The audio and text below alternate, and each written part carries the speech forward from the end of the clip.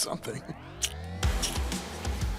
Sneakers and Cleats, the podcast. Right into the mic.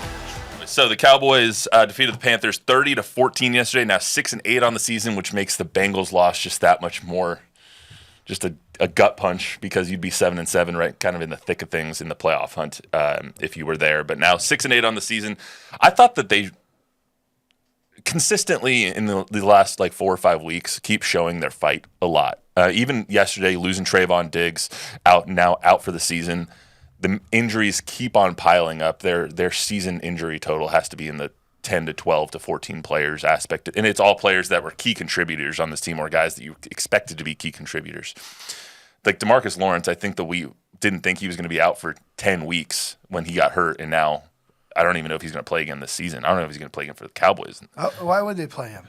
I mean, but that adds to the point. Like Trayvon Diggs, DeMarvion Overshown, Zach Martin, all of these guys just out for the season. And the resolve, I think, and the fight that they've shown over the last few weeks has been really encouraging. Agree. I mean, you're talking about the injuries, though. Makes me think about the Lions, right? Before yesterday, their injury list was longer than anybody's, and yet they're winning games. So like a scroll. It goes to the point of there are no excuses, right? You're in the big boy league. You've got big boy players, even in the second and third team and on the practice squad. But they have done a really amazing job. It's somehow cobbling something together that looks like football, because that looked like football yesterday against a pretty darn good team. I know the Panthers aren't winning a lot of games, but they've been giving everybody a fist fight too, especially the last month or so. And that was by far the Cowboys' best game, start to finish yesterday.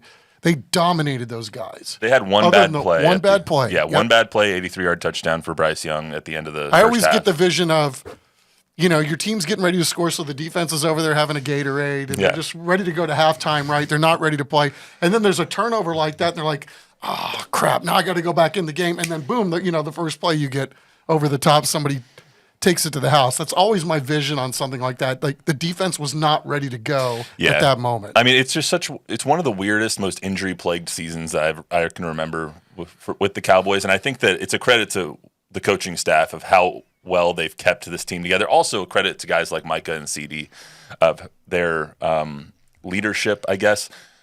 They've both said some things that I think we've talked about on the podcast and have been questionable, to say the least. But the leadership they've shown over the last 3-4 weeks has been pretty good. Yeah, I think Micah grew up a little bit this year, especially with the like you said, taking a leadership role and saying we're going to fight, we're going to keep fighting every time I go out there. I'm going to play to win and all that. Forget the tanking and all that stuff. And CD just does it with his play, man. That dude is just. He's one of a kind. They were smart to give him. I'll say that. They're overpaying for players. They were smart to overpay. They're overpaying. Yeah, for I mean, what he's done this year, save for, it took him a while, obviously, to get going, and then there were some instances where it didn't look like he really wanted to play. The fact that this guy is putting up numbers with all of the injuries that they've had. He's banged up right now, too. And he's playing with that AC joint in his shoulder. I mean, it really has been a phenomenal year for him. And I don't know that we can say enough good things about what he's done and how he's turned his season, which looked like it was going to be a lost season for him, into, another all-pro caliber season for sure. 3 things real fast. What do we make of Diggs's Clarence Hill report that the Cowboys weren't happy about his rehab and his timeline on declaring to be out for this year? The rumors that they may consider trading Micah Parsons, and is Cooper Rush just smarter than Dak in that? I know he's not my first option, but I'm still going to throw it to him. Those are like 3 different topics that we can spend like a whole half hour on each. Before we get to that, let's hear from Micah and CD from yesterday after the game. Man, it just says, like I said, we're not going to give up. As long as I'm part of this unit, as long as we believe in each other, at the end of the day, I could look to my left and know I could count on them. We fighting for each other, There's a lot of guys fighting for new contracts, guys fighting to take care of their family. So there's still a lot of football to be played, and you don't want to put nothing bad on film or things like that. So, we fighting for each other at this point. At the end of the day, like, the record's the record, the game's the game. We're going to lose some, we're going to win some, but, it's a special feeling when you can fight for each other. I always have belief. I don't care how many games we lost. I don't care how many games we won. I just know how much we got to do to finish the season out, and then the rest will take care of itself. So as for us, we'll see y'all next week on Sunday night. Yeah, it was brought up. Obviously, you're not going to be oblivious to what's being said around you or about your team. So, it wasn't used as any motivation. We were coming out here and doing what we got to do regardless. So, shout out to whoever thought the Panthers was going to win, but they got this one wrong. I love how in the same sentence he says, we didn't use the point spread as motivation, but shout out to them. They got it wrong. You're obviously so. CD dressing as the Grinch. For Christmas. What was that? Like, what was that that outfit he was just wearing? St. Patrick's Day. I guess. But both the first two sound bites in there show you kind of what we were talking about. The Micah saying, as long as there's people that are fighting to get another contract on this team, they're not going to come out here and tank. One of them. There's people that they're not going to come out here and tank. Players don't tank. Organizations tank. The Giants, starting Tommy DeVito, they're tanking, but they're not tanking because Tommy DeVito is not going to go out there and try. Right. Tommy DeVito is going to go out there and try his hardest. His hardest sucks. Yeah. And then CD obviously using the point spread as motivation. I don't know how they went off as 3-point underdogs yesterday to the Panthers. I really don't. I liked what Cooper Rush had to say after the ball game. By the way, Cooper Rush 8-4 as a starter, y'all. He's making himself some money too.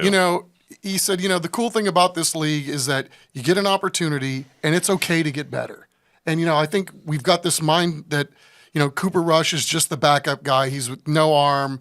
He can't do this. He can't do that. Well, the proof's in the pudding what this guy's doing. That offense looks like it knows what the heck it's doing. Yeah, there's a gaff here and there. That fumble obviously was. He literally just dropped the ball. Yeah, and he's had that happen a couple of times, right? But for the most part, who thought that these guys would even be in a position to say that with 3 weeks left to go in the season that they have not been eliminated from playoff contention? It goes back to what we talked about earlier in the season with the big bag to Dak Prescott is like, would the Cowboys have been better off giving the bag to Saquon Barkley or Derrick Henry or Joe Mixon or half of it and getting another left tackle and having Cooper Rush be your starter all year?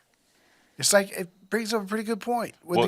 Dak won 3 games. Cooper's winning games. It's like, I know I'm not saying Cooper's better than he's not better than Dak Prescott, but he's serviceable enough to reinvest some of your money in other places, including establishing a good running game. Yeah, you take $55 million, you give 10 to Cooper Rush, let's just say, and then you have $45 million to spread on the rest of the roster. So you go get 2 or 3 really, really good football players for that money. We have spitballed that a lot, right? But it's a moot point now because this roster is set with Dak Prescott making the bag for now that until goes to one of the things that Don eternity brought up, though. Do you trade Micah Parsons? That's another $35 million that is going to be against your cap. You're going to have 3 players taking up almost 50% of your salary cap.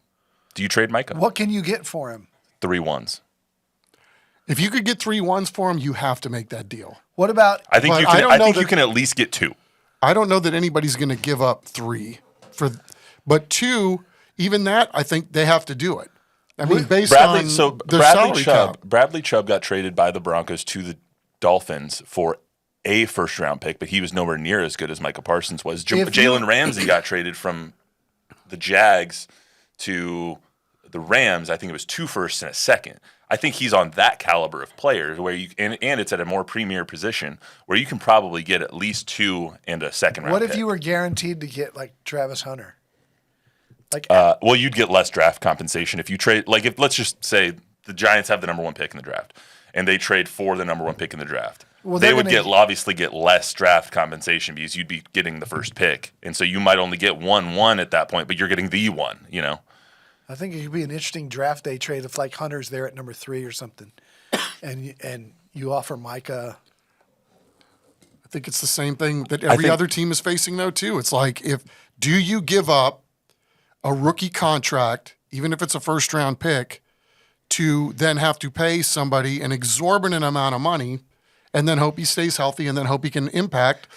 Now this guy, clearly he can. He's going to get paid by somebody, but everybody has the same issue. It's a huge roll of the dice. Well, if I'm the Carolina Panthers and I'm picking number 3, and Sanders goes number 1, and the kid from Texas, the left tackle, goes number 2. Kelvin Banks. Yeah. And Cam Wardle go number 2. Travis Hunter is right there to the Panthers at 3. If you're the Cowboys call up and say we'll give you Micah Parsons for that pick And one and more. one more. Yeah. I don't do it if I'm Carolina.